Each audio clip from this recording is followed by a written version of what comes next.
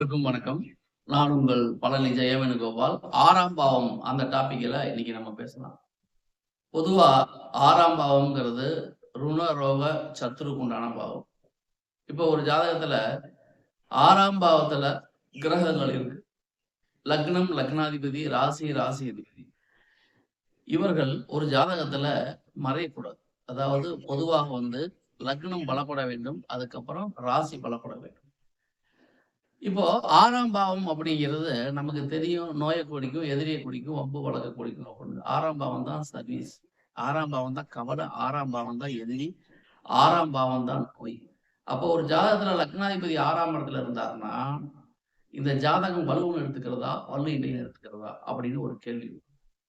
பொதுவா எந்த ஒரு ஜாதகத்திலுமே லக்னத்துக்கு லக்னாதிபதி மறையக்கூடாது அப்படிங்கிறதா ரூல். இங்க லக்னத்துக்கு லக்னாதிபதி 6க்கு போயிட்டாருன்னா மறைஞ்சுதான் இருந்தாரு.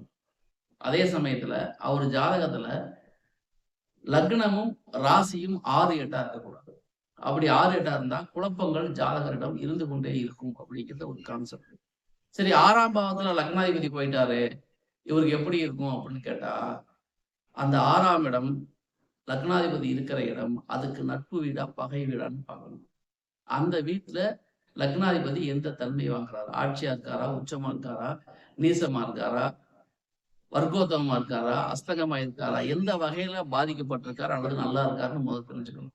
அப்படி தெரிஞ்சுக்கிட்டா அந்த ஜாதகர் சம்பளத்துக்கு வேலைக்கு போனாதான், அதாவது சர்வீஸ் ஒர்க் பண்ணாதான் வாழ்க்கையில ஜெயிக்க முடியும் அப்படிங்கிறது நம்ம புரிஞ்சுக்கணும். எந்த ஒரு ஆண் ஜாதகமோ பெண் ஜாதகமோ லக்னாதிபதிக்கும் 6ஆம் இடத்துக்கும் தொடர்பு வந்தா அந்த ஜாதகர் சர்வீஸ் ஒர்க் பண்றது அப்படிங்கிறது ரொம்ப சரியான வேலை. அப்ப எப்ப சர்வீஸ் ஒர்க் போலாம் அப்படின்னா, 6ஆம் இடம் சார்ந்து 6ஆம் இடத்தில் இருக்கக்கூடிய கிரகத்தின் தசாபுத்தி, 6ஆம் இடத்தை பார்க்கின்ற கிரகத்தின் தசாபுத்தி, 6ஆம் அதிபதியின் நட்சத்திர சாரத்தில் இருக்கின்ற கிரகத்தின் தசாபுத்தி, இந்த எந்த வகையில எது பலமா இருக்கோ அந்த தசாபுத்தி காலகட்டத்துல ஜாதகருக்கு வேலை வாய்ப்புகள் கிடைக்கும் அப்படிங்கிறது சந்தேகம் இல்லை. அதே சமயத்துல ஜாதகத்துல லக்னமும் 6, 8 இருந்து லக்னாதிபதி 6க்கு போயிட்டாருன்னா அது நோயை கொடுக்கக்கூடிய காலகட்டமாக மாறும். எதிரியை கொடுக்கக்கூடிய காலகட்டமாக மாறும்.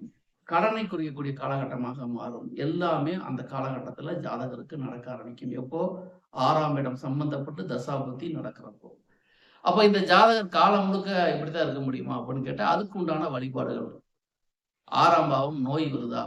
அப்ப அந்த நோயை தீர்க்கிறதுக்கு என்ன வழிபாடு பண்ணணும் அப்படிங்கிறது, இது ஒவ்வொருத்தருக்கும் ஒவ்வொரு நட்சத்திரம், ஒவ்வொரு லக்னம், ஒவ்வொரு ராசியை பொறுத்து பலன்கள் மாறும். எனவே நான் பொதுவா மட்டும் சொல்லிடுறேன். தனிப்பட்ட முறையில உங்க ஜாதகத்தை பார்க்கணும்னா, உங்க ஜாதகத்தை பார்த்து என்ன பாவம் பாதிக்கப்பட்டிருக்கு, நோய் இருக்கு, அந்த நோய்க்கு என்ன வழிபாடு பண்றது அப்படிங்கிறத உங்க தனிப்பட்ட ஜாதகம் தான் தீர்மானிக்க முடியும். நான் பொதுவா மட்டும் சொல்லிடுறேன். அப்ப ஒரு ஜாதகத்துல நோய் இருக்கு அப்படின்னா, அந்த நோயை தீர்க்கிறதுக்கு என்ன வழிபாடு பண்ணணுங்கிறது அந்த ஜாதகம், அந்த லக்னத்தை பொறுத்து மாறும். எனவே நம்ம அந்த முயற்சிகளை செஞ்சோம்னா நிச்சயமா நோய்க்கு நிவாரணம் கிடைக்கும். கடன் இருக்கு அப்படின்னா, அந்த கடன் தீர்க்கிறதுக்கு என்ன வழிபாடு பண்ணணும் அப்படின்னு செய்ய ஆரம்பிச்சோன்னா, அந்த கடனுக்கு உண்டான நிவர்த்தி கிடைக்கும். எதிரிகள் இருக்காங்க, எதிரிகள் தொல்லை அதிகமா இருக்குன்னா, அத கட்டுப்படுத்துறதுக்கு என்ன பண்றது? அப்படின்னு அதுக்குண்டான வழிபாடுகள், வழிமுறைகளை செஞ்சா எதிரிகள் குறைவாங்க. அப்ப நோய்க்கு தீர்வு உண்டு, கடனுக்கு தீர்வு உண்டு, எதிரிக்கு தீர்வு உண்டு. கவலையா இருக்கு அப்படின்னா, மனக்கவலை நீக்குவதற்கு அதுக்கும் வழி உண்டு. 6ஆம் பாவத்துல ஒரு லக்னாதிபதி மாட்டிக்கிட்டு அதன் தசாபுத்தி நடக்கும் பொழுது, ஜாதகருக்கு இந்த மாரி நோய், எதிரி, வம்பு, வழக்கு, கடன் இதெல்லாம் இருந்துகிட்டே இருக்கும். அதே சமயத்துல அவரு வேலைக்கு போனாருன்னா, வேலை வாய்ப்புகள்ல அவருக்கு நல்ல பேரு புகழ் கிடைக்கும். சம்பள உயர்வு கிடைக்கும். நல்ல ஆனஸ்டா, அந்தஸ்தா எல்லாமே இருந்தாலுமே, 6ஆம் இடம் சார்ந்த மத்த பிரச்சனைகளும் ஜாதகருக்கு இருக்கும் அப்படிங்கிறத நம்ம மறக்கக்கூடாது. அப்ப சொந்தமா என்ன வழிபாடு பண்ணலாம் அப்படின்னா, லக்ன ரீதியா, லக்னாதிபதி ரீதியா, ராசி ரீதியா, ராசி அதிபதி ரீதியா சில வழிபாடுகளை ஜாதகர் தொடர்ந்து மேற்கொண்டால், அவரு என்ன பிரச்சனை இருக்கு, அந்த பிரச்சனைக்கு அவரு என்ன அப்டேட் பண்ணணும், என்ன அவாய்ட் பண்ணணுங்கிறது நம்ம தெரிஞ்சு வரும். எனவே, யாருமே எந்த பிரச்சனையும் நினைச்சு பயப்பட வேண்டாம். எல்லா பிரச்சனைக்கும் தீர்வு உண்டு. எல்லா ஜாதகமும் நல்ல ஜாதகம் தான். இந்த குறிப்பிட்ட ஜாதகம் மட்டும் தான் நல்லா இருக்கும், மத்த ஜாதகம் நல்லா இருக்காது அப்படின்னு அர்த்தம் கிடையாது.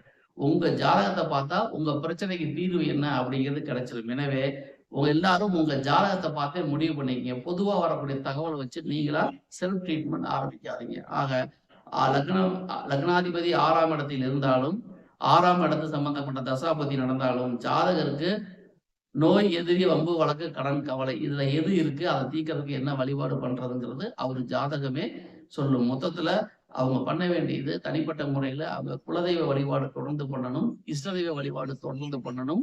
6ஆம் இடம் சம்பந்தப்பட்ட தசாபுத்தி நடக்கிறப்போ அது சார்ந்து சில கிரகங்களையும் கடவுள்களையும் வழிபட்டால் நிச்சயமாக வாழ்க்கையில் வெற்றி உண்டாகும். அதுதான் நம்ம இன்னைக்கு பார்க்கக்கூடிய பார்க்கிற தலைப்பு. எனவே இந்த பதிவை லைக் பண்ணுங்க, கமெண்ட் பண்ணுங்க, ஷேர் பண்ணுங்க. உங்களைப் போலவே உங்கள் நண்பர்களும் பயன்பெறட்டும். எந்த ஒரு பிரச்சனைக்கும் பயக்காதீங்க.